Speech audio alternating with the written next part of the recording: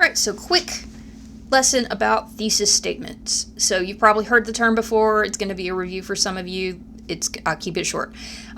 Basically, the idea of a thesis statement is that it is a statement. A lot of times it's one sentence. It might be more than one sentence in some cases, but it is going to sum up whatever the analysis or argument or overall purpose is of your essay. So it's similar to a topic sentence in the sense that it is establishing purpose.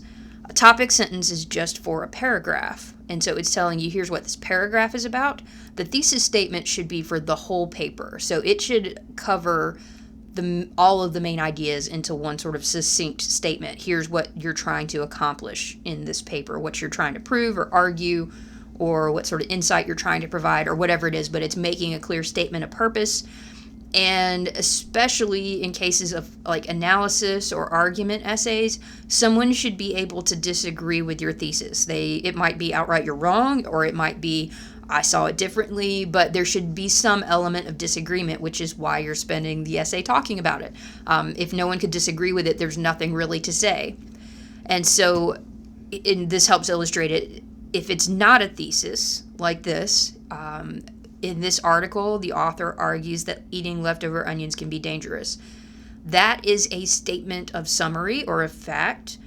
No one who's read that article can disagree with that statement, really. That is what that article is about. You can only really disagree with it if you didn't read it.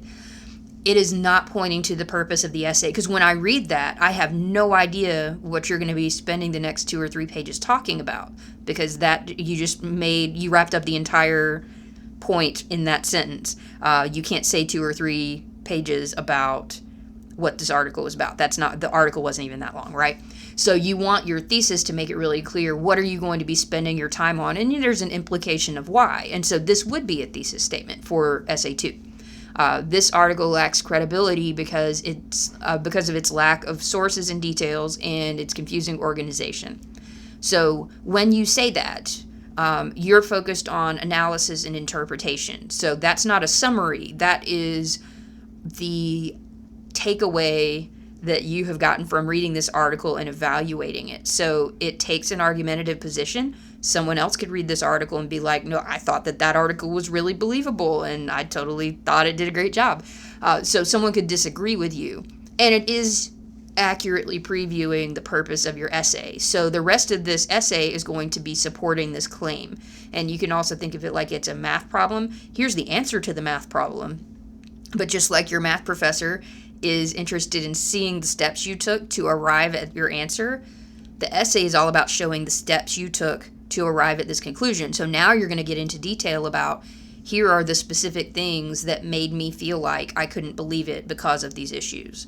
So this is showing the purpose of your essay. And so that's the difference between that and a summary statement. And so whenever you write your essay 2, ultimately you want to have a thesis statement somewhere along those lines that really tells the reader what you're going to be doing in this essay, what your purpose is, and maybe give them a preview of some of the specific things you will talk about.